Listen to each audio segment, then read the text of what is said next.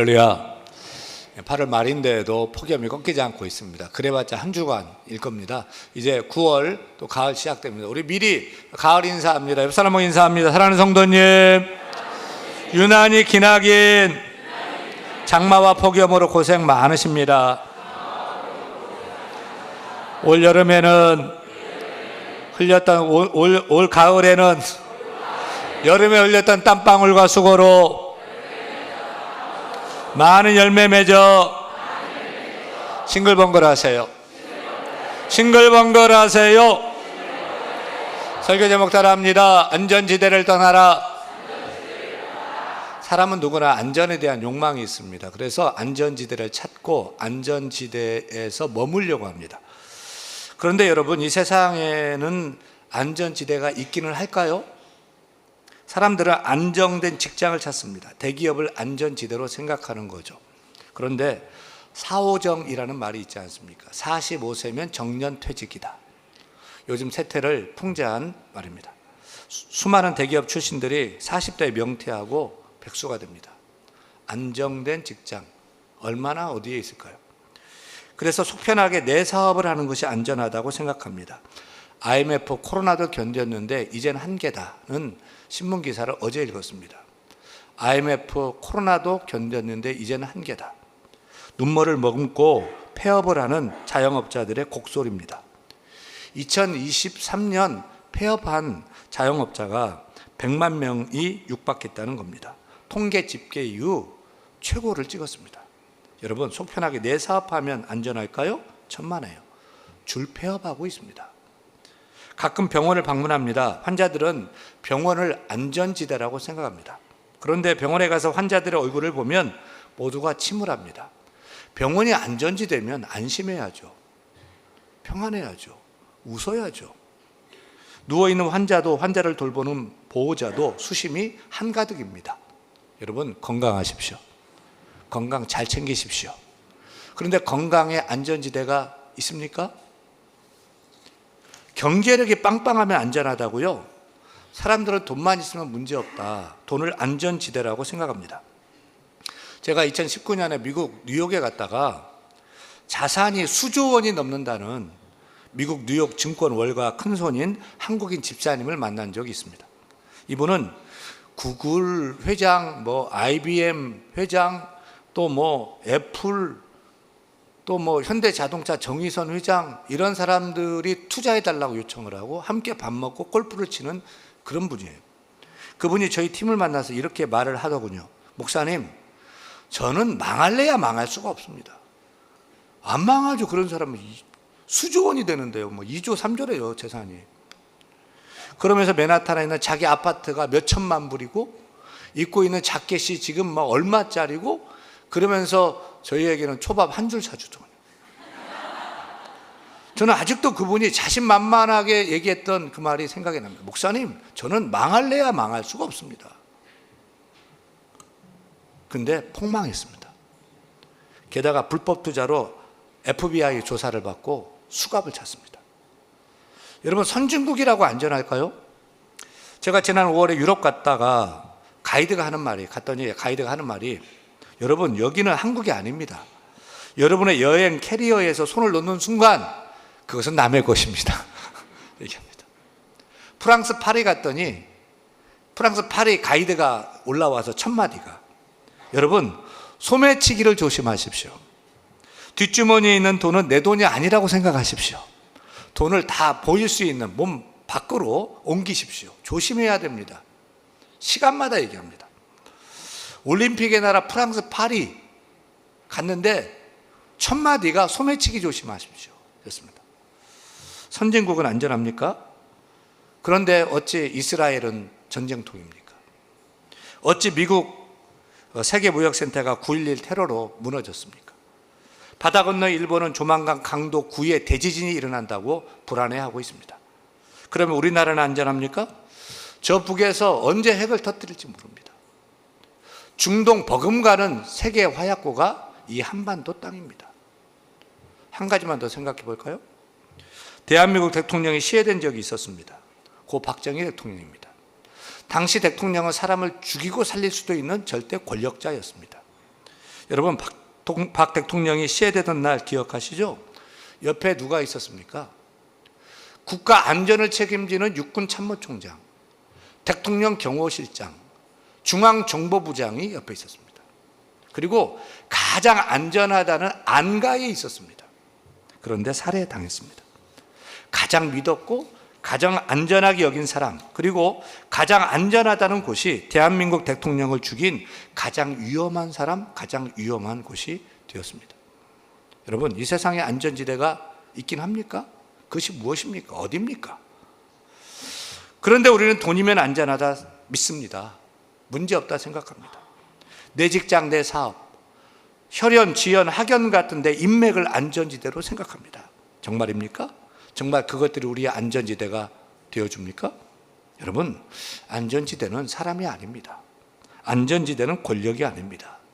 부, 명예, 권력, 내 인맥이 결코 아닙니다.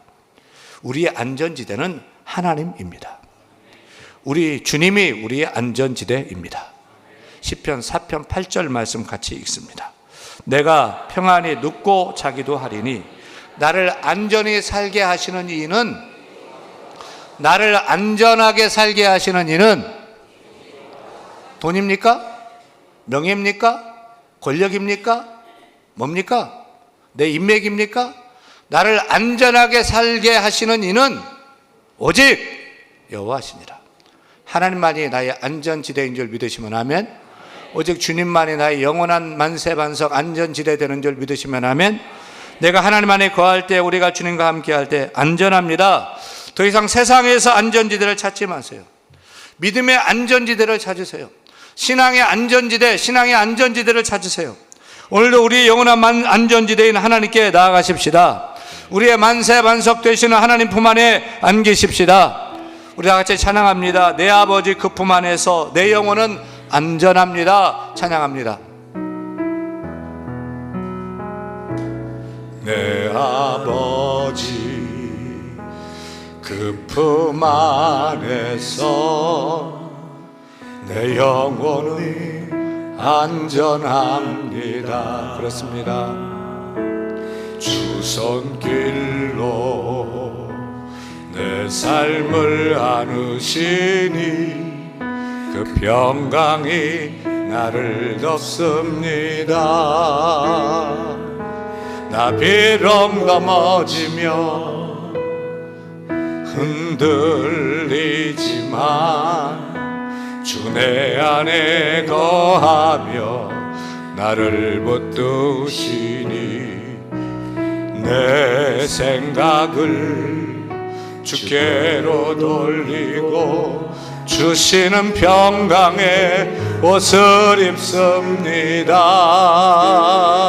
주 약속 안에서 내 영혼 평안해 내 뜻보다 크신 주님의 계획 나 신뢰해 두려움 다 내려놓고 주님만 의지해 주 안에서 내 영혼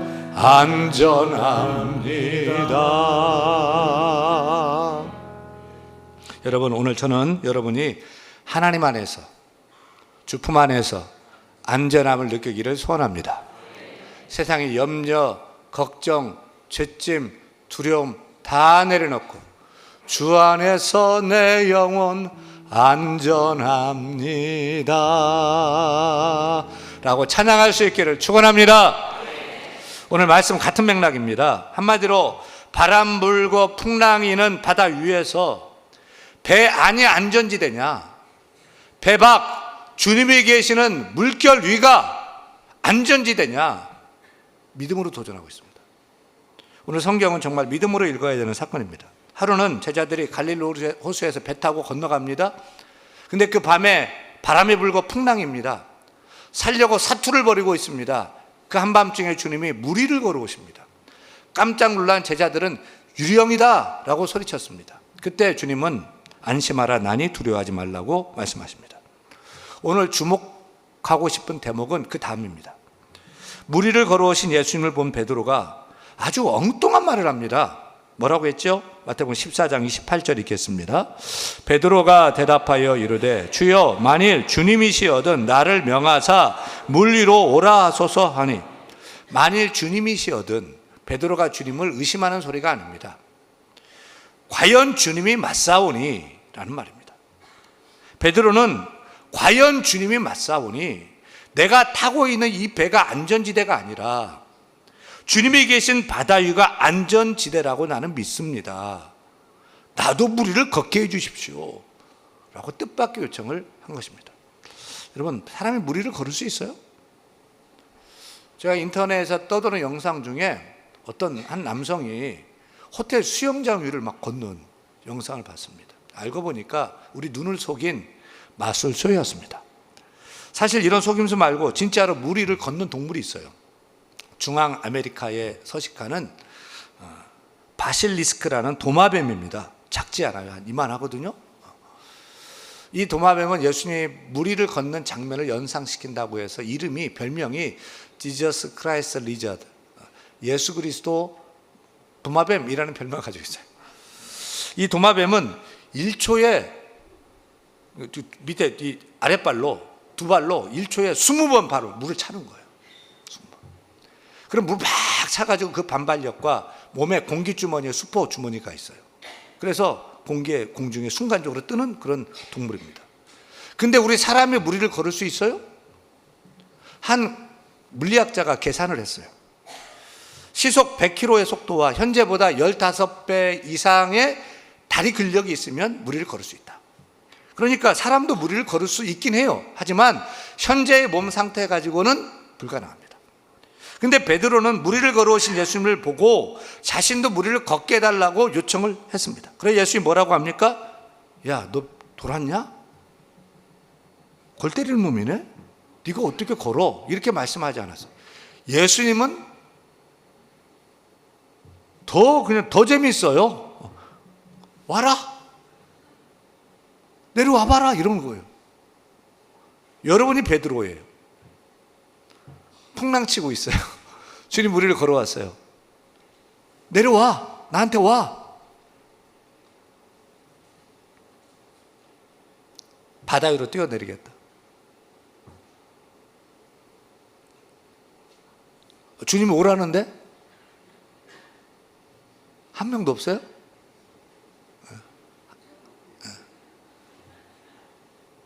2부 예배에 2명, 1부 예배에 2명, 2부 예배에 1명, 3부 예배에 1명 있네. 저는 수영 못해요. 다시 묻겠어요. 여러분, 안전케 하는 안전지대가 어디입니까? 여러분은 안전케 하는 안전지대.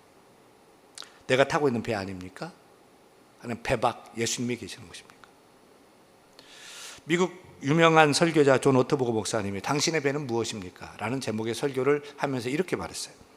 배는 하나님과 상관없이 당신에게 안락과 안전을 보장하는 모든 것이다. 배는 당신이 유혹을 받을 때, 인생의 폭풍이 일 때 의지하고 싶은 모든 것이다. 타고 있으면 너무 편안해서 물 위에 계신 예수님께 가지 못한다 해도 포기할 수 없는 모든 것이다. 당신의 두려움이 그것을 말해준다. 자신에게 물어보라. 모든 것을 뒤로하고 믿음으로 발걸음을 내디디려 할 때 가장 버리기 두려운 것은 무엇인가? 그것은 당신의 직업인가? 관계인가? 명예나 자존심인가? 또는 은밀한 사생활인가? 그럼 아니면 성공인가? 아니면 인정받고 싶은 욕구인가?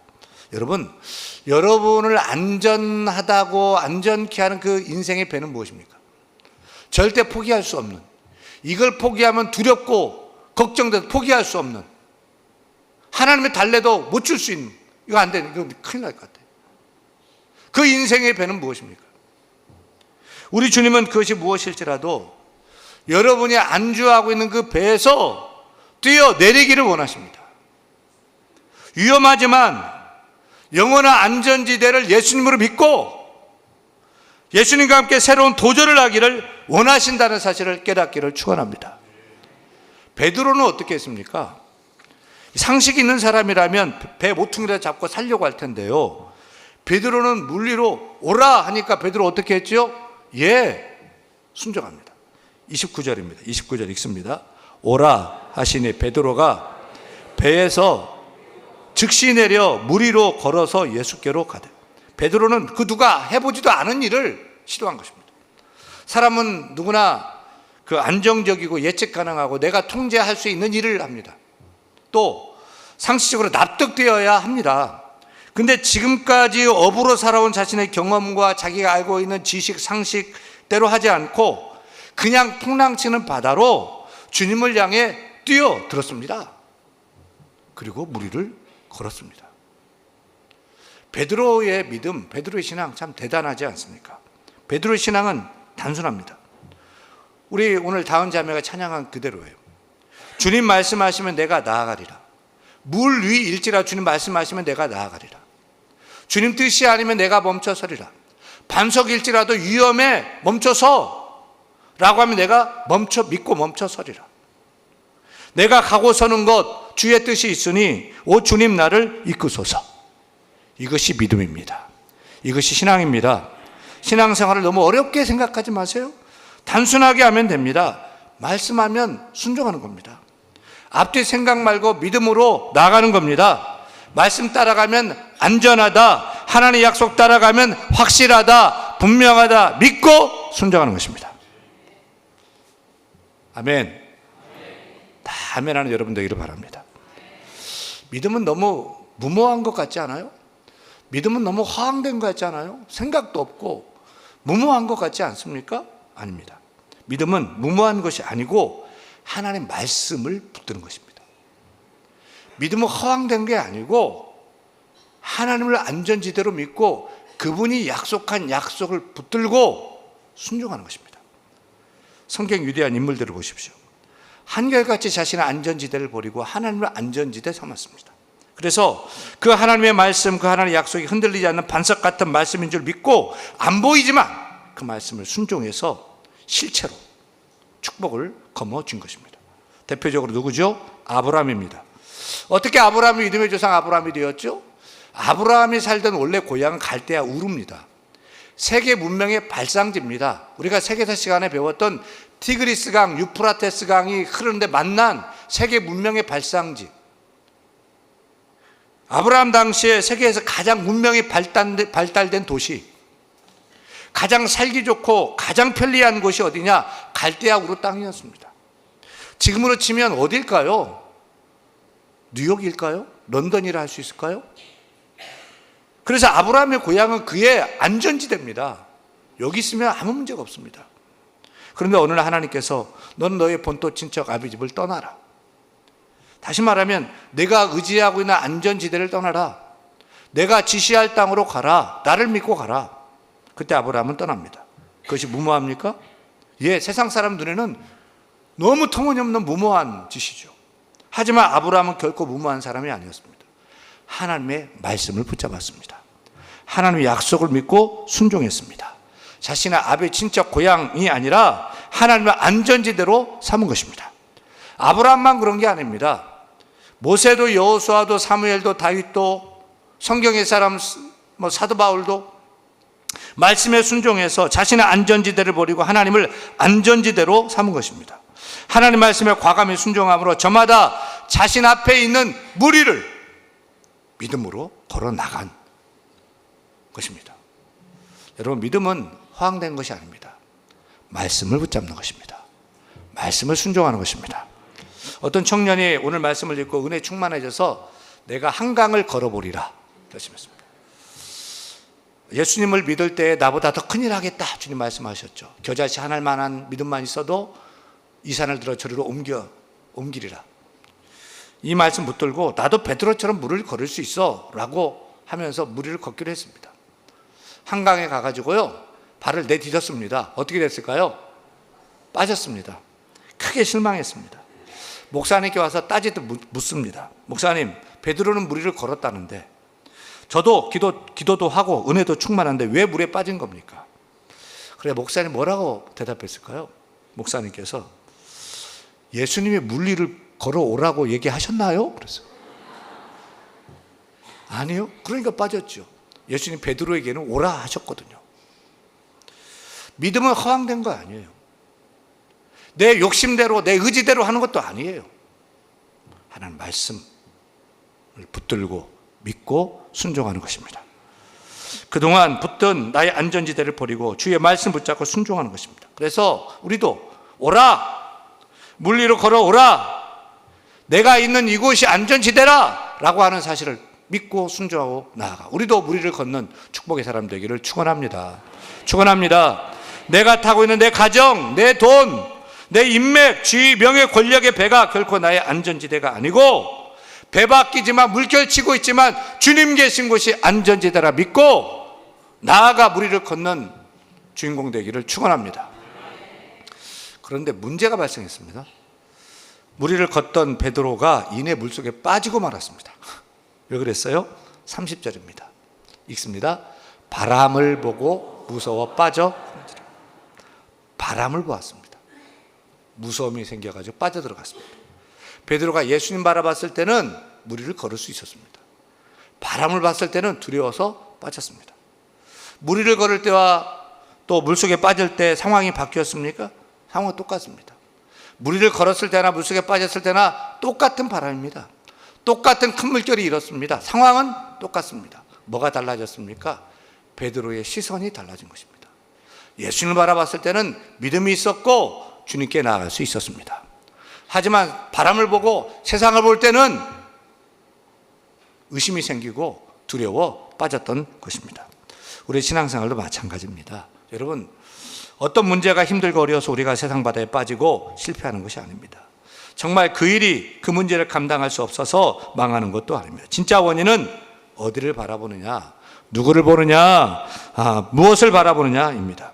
우리 영원한 안전지대인 주님을 바라보면 두렵지 않게 됩니다. 똑같은 문제입니다. 똑같이 어렵습니다. 하지만 주님 바라보면 힘이 생깁니다. 용기가 생깁니다. 할 수 있다는 믿음이 샘솟게 됩니다. 감당할 수 있게 됩니다. 그 바다를 걸어갈 수가 있는 것입니다. 주님이 함께 하시면 무리일지라도 든든한 반석되기 때문입니다.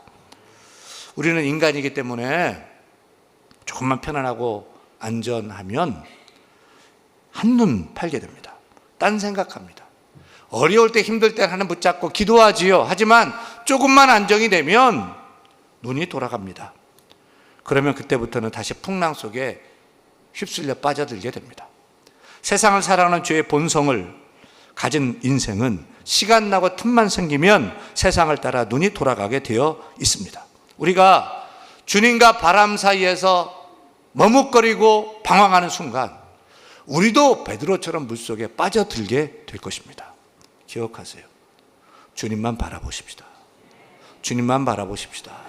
주님만 바라보십시다. 그래도 바람을 보고 무서워 물에 빠진 이 베드로가 잘한 일이 하나 있습니다. 무엇입니까? 따라합니다. 주여, 나를 구원하소서.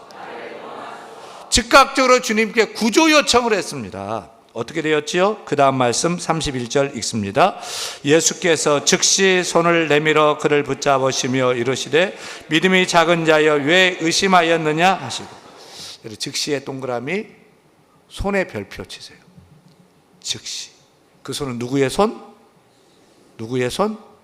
예수님의 손이 물 위에 빠진 베드로를 붙잡고 일으켜 구조해 준 것입니다. 우리 예수님은 119 구조대장입니다. 우리 주님은 당신의 성도가 어려움 당해 물에 빠져갈 때 도와달라, 구원해달라 기도하면 결코 요면치 않습니다. 요청하면 우리의 119 구조대장이신 예수님께서 빨간 십자가에 불자동차를 몰고 그냥 달려오십니다. 손 내미십니다. 건져 올려주십니다. 우리의 119 구조대장 주 예수 그리스도이십니다. 다시 묻습니다. 여러분, 배 안이 안전지대입니까? 배 밖이 안전지대입니까? 주님이 계시면 배 안에 물결치는 바다도 안전지대가 되는 줄 믿으시기 바랍니다. 그렇다면 여러분은 살겠다고 배를 붙들고 있는 11명의 제자가 되시기 원합니까? 아니면 참된 안전지대를 예수로 믿고 배 밖에 나와 물 위를 걷는 베드로 같은 믿음의 사람이 되기를 원하십니까? 설령 실패하고 물에 빠질지라도 우리의 119 구조대장 되시는 예수님의 손을 붙잡고 다시 함께 물 위를 걷는 믿음의 사람이 되시겠습니까? 우리 모두 다 믿음의 도전 있기를 간절히 축원합니다. 그래서 인생의 무리를 걷는 역사가 나타나기를 축원합니다.